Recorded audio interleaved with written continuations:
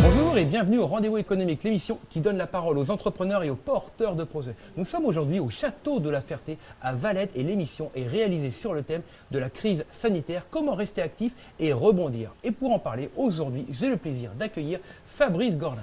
Bonjour Fabrice. Bonjour Philippe.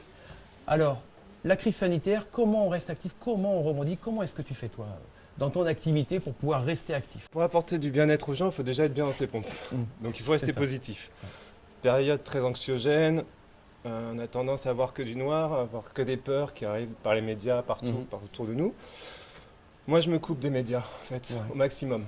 Ton truc c'est de... On n'écoute pas ce qui se passe. C'est ça.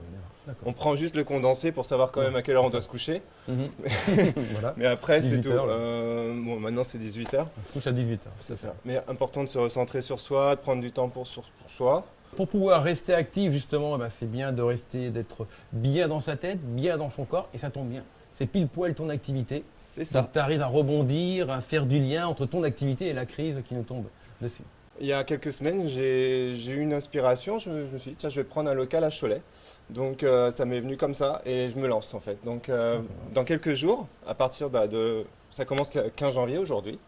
J'ai un bail qui commence, un cabinet à Cholet, donc un cabinet de massage, où je pourrais apporter des massages indiens, hawaïens qui vont détendre, qui vont permettre de ressortir un petit peu les émotions aussi des personnes qui vont être massées. Tu parles de massage indien, hawaïen, il y a une différence entre ces deux massages?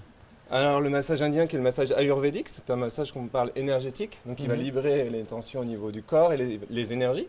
On parle aussi de chakras et tout ça. Et le massage hawaïen, lui, ça va être un massage plus de détente avec des massages où j'utilise les avant-bras et les mains, donc plus enveloppant, où là vraiment on va pouvoir se lâcher, revenir dans un instant pour soi, oublier un peu tout ce qui se passe autour.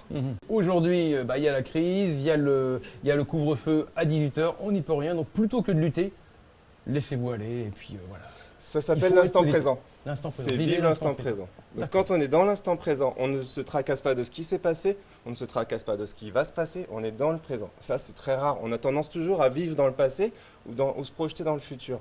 Mais ni l'un ni l'autre n'existe. C'est en y pensant qu'on les fait vivre. Réaliser. Ouais. Et donc, comme on n'est pas dans l'instant, on ne vibre pas pareil.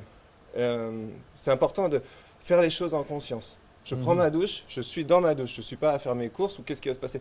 Je fais une activité à 17h, il ne faut pas trop se prendre la tête qu'à 18h je dois être rentré. Il faut s'organiser pour, il faut avoir des objectifs minimum, mais vivre les choses en conscience et vraiment dans ce qu'on fait. Et à partir de là, on est bien. Les peurs s'en vont.